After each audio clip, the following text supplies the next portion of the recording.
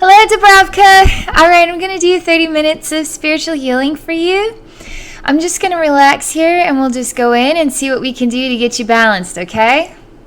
So, I'm just waiting here to connect with you. I'm seeing a lovely flower. It's all I see. It's got the petals sort of outward and rounded, not cupped together like this. It's yellow. I'm smelling it. It's a lovely experience. A lovely flower, and the smell is also lovely. The thing is, it's very simple. It's not any extraordinary design of a flower. It's not alluring, but yet this simple flower is absolutely captivating. Any child could draw this flower. Circle here, circle here, circle here, circle here. There you go. You've got a flower and there's a little stem. The thing is, it's simple, but the energy reflection of this very simple flower is wow. It's impressive. It's so stimulating, mesmerizing. I want to be immersed in it more than even this. The nose touches this round part and inhales the scent. There's just sort of like I don't know how to describe it. You know, like when a cat's really happy, it rubs its face against your face, and it's so sweet, you know? And there's something about that is just rubbing, the texture of the flower, the essence of the flowers. The raw connection is just so amazing. It's so lovely like that. So the flowers are sort of pressed against the face here like this. But it's beautiful. It's so wanted. It's so refreshing. It's understood. It's appropriate. I'm watching what is an older woman. She's smiling. I see her from the side. So I see her looking at the flower from the side, not straight on. So I see the outline of her face, and then her nose comes out, and then her lips. And she's older. I mean, she's probably 60s. And she's got shorter hair, and it's darker with grays and whites, and sort of speckled through. She has a very noticeable nose from the side, and she's looking downwards. This is what they're saying. She is looking at her feelings. How do you look at your own feelings? But yet she is looking at her own feelings. Her eyes are even closed, and she's smelling the flower. She seems to also be looking at the flower, although her eyes appear to be closed. And she's spinning the stem slightly. She's in her own daydream, and it's love. I'm telling you, it's love. Doesn't matter her age or her appearance or anything in that physical evaluation. It's about the energy. This simple flower is the most beautiful flower, is the most alluring flower because of its energy, because of what it shares. She too is this. She isn't, she isn't a pinup girl. She's older now. There's something about that, but she's so charming. Her energy is so charming. I haven't even talked to her. I haven't even looked in her eyes, but yet I can feel it, see it, experience it. This is all wisdom. This is all about you right now. This is important. It has to do with heart connections. It has to do with balanced energy flows between your very deep, you have impressive ability to feel, especially feel love.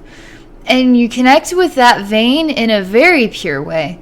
And what you're connecting with here, this simple flower, I mean, the exchange of love and energy between the flower and you and the flower is really sincere, is so moving. I feel like just looking up to heaven and saying thank you for this moment. That is what this feels like. It feels like that. It's real. How many moments in life pass us by because we're just trying to get through each and every day? This moment, but a simple moment, and it's a simple moment or capture of time. It is the most real moment out of thousands and thousands of moments in a day that we just pass us, they just pass us by. This is felt and remembered and absorbed and experienced. It is real. Her eyes are opening some, she's spinning the flower, and she's inspired to pick off a petal and watch the petal just slowly fall to the ground. She has a tear streaming down her cheek. They show me that sometimes there's a mouth that comes like a dog snout out of nowhere that goes to the flower, and then it disappears and the flower is still there. And then she's inspired to take a petal and now let the petal just descend to the ground. My spirit guides and I are talking about that image where this moment of serenity, love, balance, harmony, connection seems to be. There is an abrupt, just a moment where the dog is out like that, and then it disappears, so the flower is returned, and then I see her. What does this mean? Something is disturbing this harmony and this balance. Something is trying to catch your attention to take away this perfect moment. Thing is that you aren't focusing on the dog or the flower or the moment. It just evaporates. So I'm learning what it means. I'm learning what more this is about.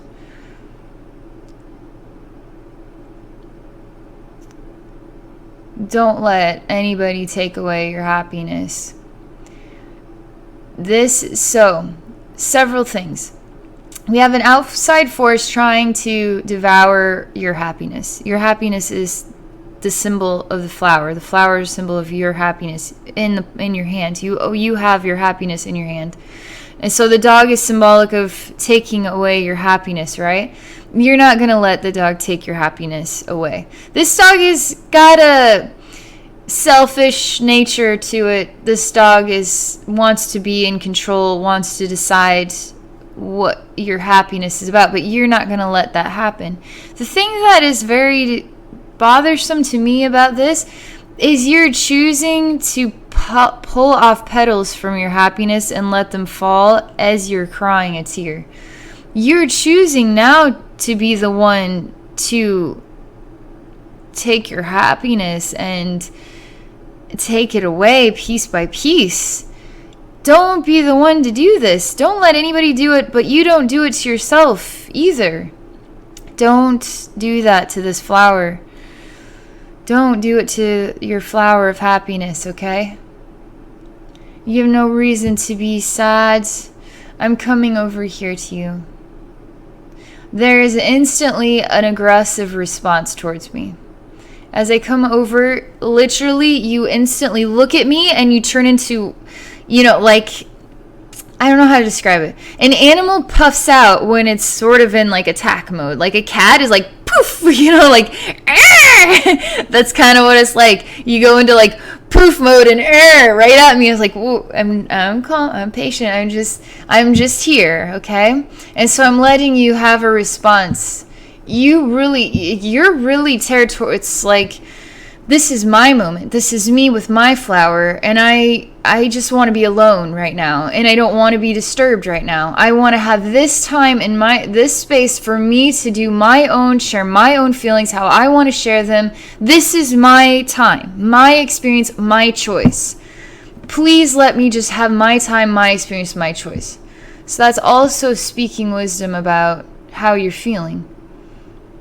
You're really sensitive about this. You are very sensitive about this.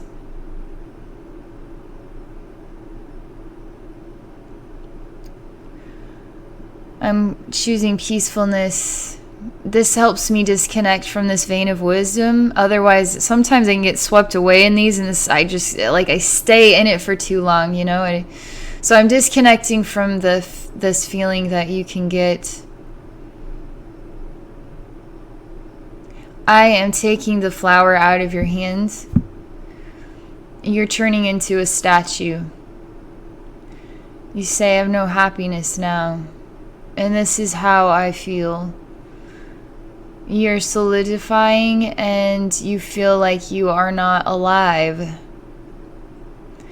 And you gave up your happiness. You let me just take it away from you. You don't care.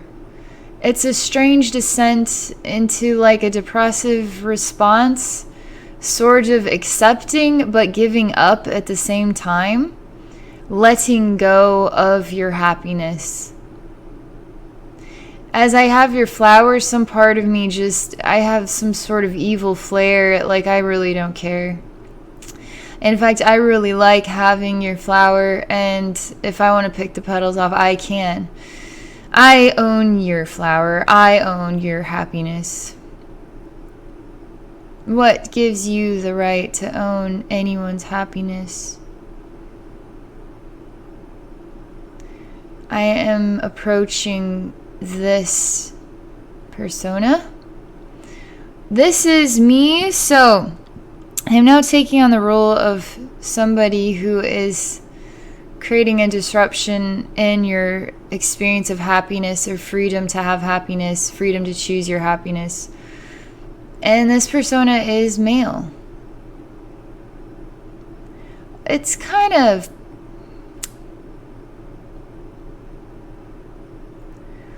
it kind of bums me out.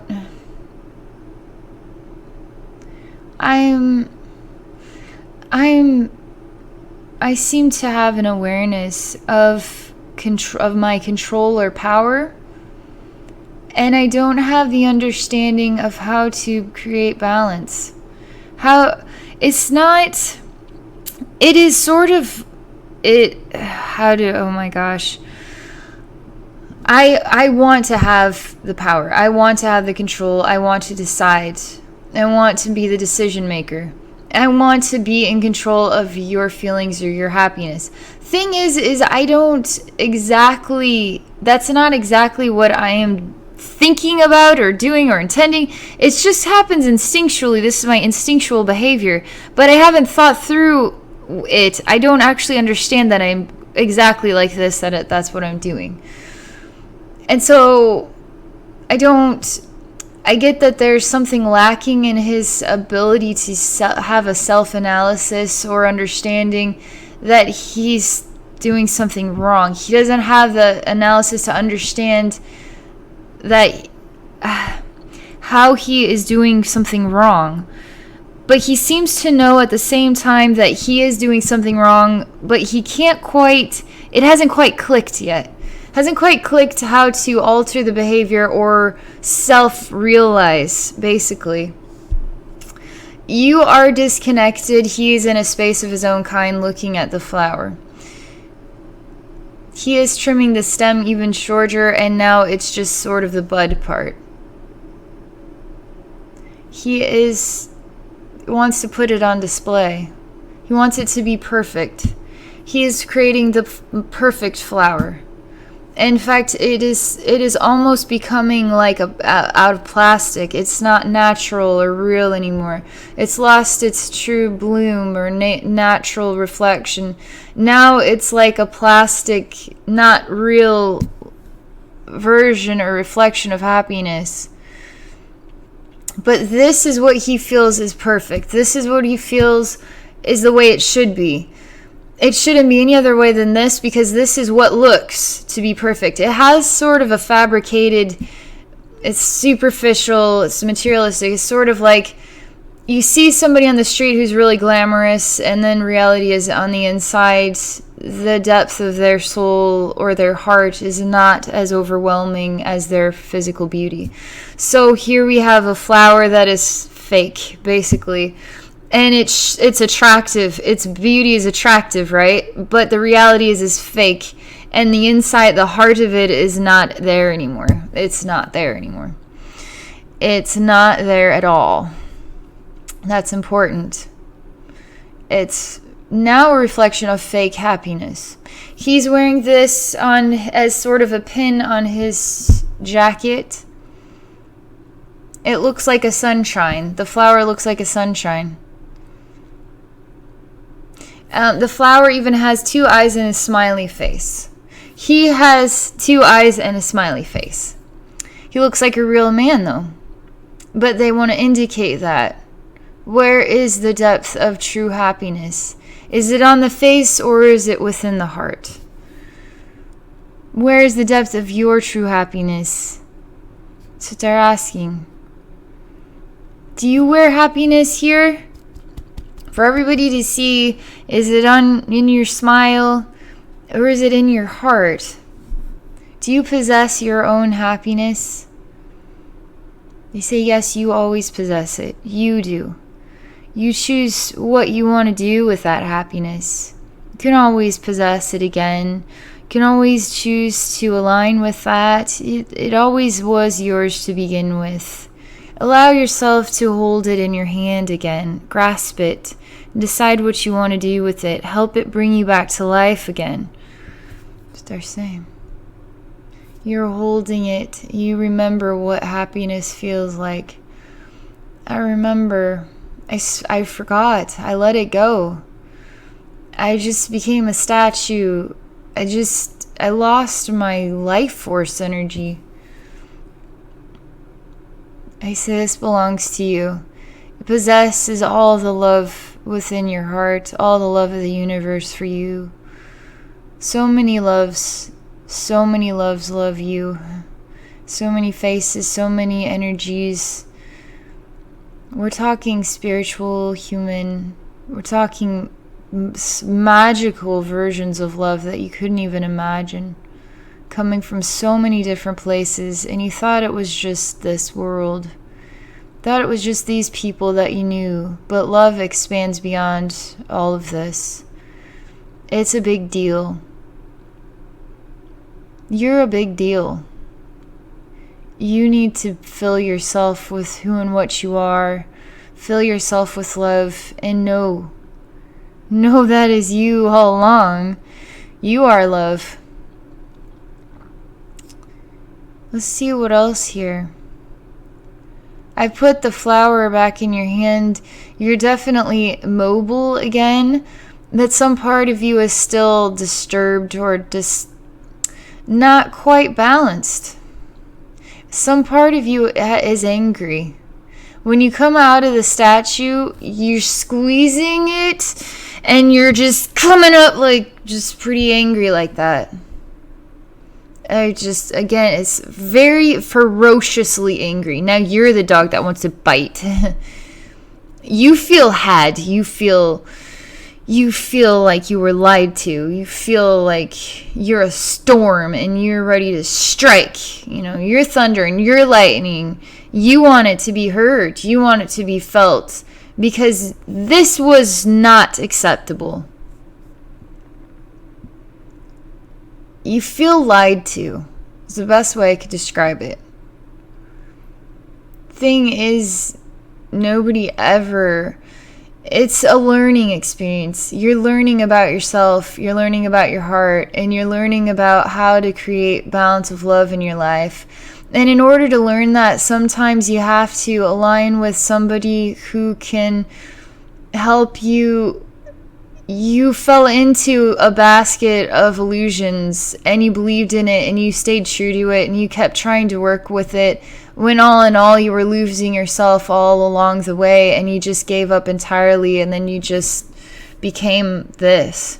And now that you're waking up to reality, some part of you just feels so outraged just because you feel had. You were the loving one all along, and this just... The reality is now you're just waking up. You're waking up to what you deserve. And this is what you had to experience all along in order to come to realize what it is that you deserve. You're loved. You're totally loved. You always were loved. It just hurts because you sort of give your love to somebody, you align with them, you count on them, and it doesn't come back the same way, and it just feels like it's just a real bummer, You learn through these experiences. It's important.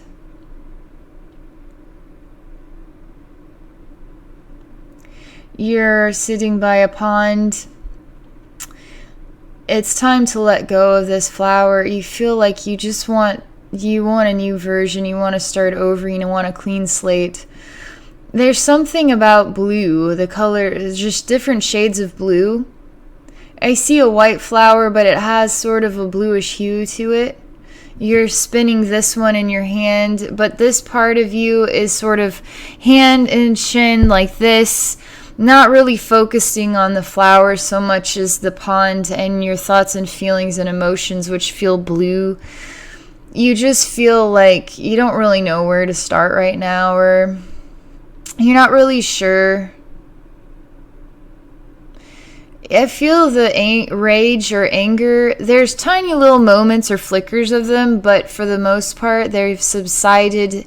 And now you're just starting to feel real emotion, and it feels like you're just sort of healing from all of that. And part of healing is feeling kind of sad too, a little bit sad, and just not really sure how you want to move on from here, or that's the best way I could define it right now. You are standing up. You're sitting on like a tree that had been chopped down, so it was just this tree stump, so you were just sitting on that. So you're standing up, there's still the little pond there, and you're putting this white flower sort of with the blue hue on this tree part. You are removing your clothing and you're wanting to go for a swim. The water is cool and cold. It's far deeper than you could imagine. It looks like just a small pond. It might go maybe a foot deep. This is swimmable. This is like easily. This is like 9 feet deep easily. Let's see what else. I mean, it's not particularly large, but yet it's like an infinite pool of water. How deep do you want to go? You can go that deep if you want to. You are letting go of everything, even your own clothing, and you're not ashamed of who and what you are. And you're ready to dive deep, and you are looking for something much far deeper, far more extraordinary, far more meaningful than anything you've felt or experienced up until this point. And it has to do with the color blue. In this instance, it's not about emotions of sadness or grief, but it's blue, healing color blue, and it has to do with looking for answers, deep search for answers, who and what you are. It's an emotional exploration, mental, physical, it's all of that. It's self-discovery, and it's a deep dive. It's a very deep dive. It's appropriate.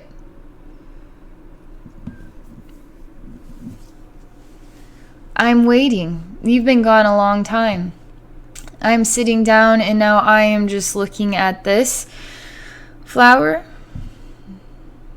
I am taking something out of my sort of like coat jacket, secret pocket. There's like a pen and paper here. I'm like wanting to take notes or something. I'm putting it back inside. It's interesting. It's like my clothing is filling with more and more layers, and now I'm in like a snowsuit, and it's not snowy. I'm overdressed for this scene. I'm way overdressed for this scene. I'm waiting for you. As I wait, I feel like I need to keep putting on more layers. There is a sensation that I feel a chill. Time is passing and it's starting to snow now. There are frogs. The water is not iced over. There's a swan. There's different pond plants like reeds and stuff, and a lily pad. I'm waiting. I'm still waiting. It's snowing. The pond is not frozen over yet.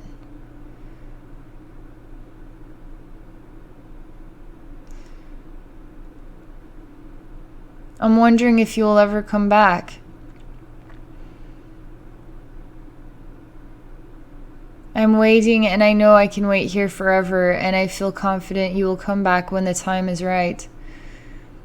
You are looking for something very, very deep, and to get something that deep is going to take some time. I know you'll come back when the time is right. I keep telling myself that, thinking that, feeling that inside, and I'm patient and I'm happy for you. I feel like everything is right about this. I'm writing some more. Sometimes there's an alligator, it comes out and bites my hand. Sometimes it looks like this little pad of paper is actually a bigger sort of, clipboard with paper on it. I now have my hood up. It's full of fur on the inside. I'm wearing massive gloves. I even have goggles over my eyes as I'm taking some notes still. I look to be male now, like a man. Oh, just super dressed for like Arctic weather. I am drawing a circle like this on this sort of clipboard with paper. I'm getting more frustrated. I feel like breaking the clipboard. I feel like throwing it. I've been waiting here a long time. I've been waiting here long enough. You should have found what you were looking for by now. I don't want to wait anymore. I feel like throwing my pencil now. I'm bored out of my mind. In that way, I've been waiting for you. I've been waiting for you. I'm kicking snow. I am taking snow. I'm throwing it against the ground again. I feel like kicking this tree over here. I feel like this swan, I'm so sick of seeing you. Why hasn't the pond frozen over? I'm going to take you by the neck and throw you. This stupid frog. I mean, I feel just pissed off. And I just feel like I've been waiting forever. It's sort of like you're a kid and parents supposed to pick you up by a certain time. And it's 10 minutes later, and now it's a half hour later, and it's like, where are they? It's been 45 minutes. Are you ever going to pick me up? This is back before their cell phones. You know, like, there's something just feels very frustrating, and you just don't know. That's how this is. It's like the experience of waiting, the patience isn't there anymore, and it's just turning into massive frustration. It could even turn into real violence. I mean, we're talking with a knife. But it never is to harm anybody. It's really just trying to get feelings out. Taking a knife, stabbing it into the clipboard. Trying to rip the stump out of the ground, and I can't do it. That just makes me angrier, so I kick the stump. It's still going on. It's like, it's just getting a little ridiculous now. It's like, we get it. So what else? You aren't coming back. That is what they're saying. You aren't coming back. What you found when you were doing this deep dive was enough that you knew that you were not ever going to come back. And that is what this is about.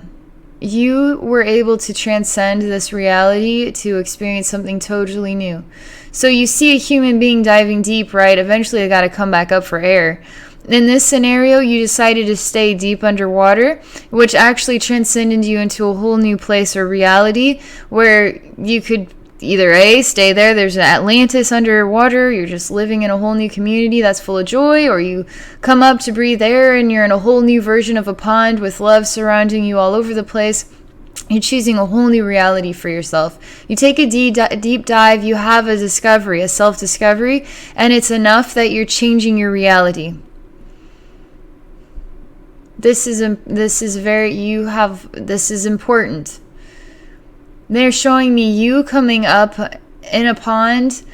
You actually have a fish in your hand. You're getting on the water. It's sunny here. It's not cold.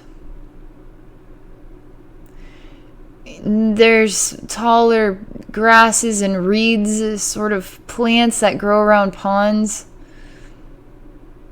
You are moving through these tall grasses. You're dressed. Your hair's in a ponytail. You look youthful. You look very much younger. You look a lot younger. I mean, you look like, so that original image, you were like in your 60s. You look like you're in your 20s in this image. You're youthful. You feel youthful. You feel like life, you feel like a reborn. You feel reborn is the best way. And then they just show me you don't know where you're going. They're not showing me what the image of where you're going, but you know where you're going, and you are going in the right direction to wherever it is that is to come next for you. That's what they're saying. You're taking... So fish have different meanings to them, but this is positive. It has to do with... it's like a gift, a spiritual gift. It's a discovery that you came across and you want to take it with you. And so it's sort of like fish are reflections of plenty, or just, it's positive. It's always a positive reflection. It's definitely positive. They aren't telling me what it means, but it's sort of like you had a discovery and you're taking it with you on this journey. We don't care to know anything more about the man who is flipping his lid.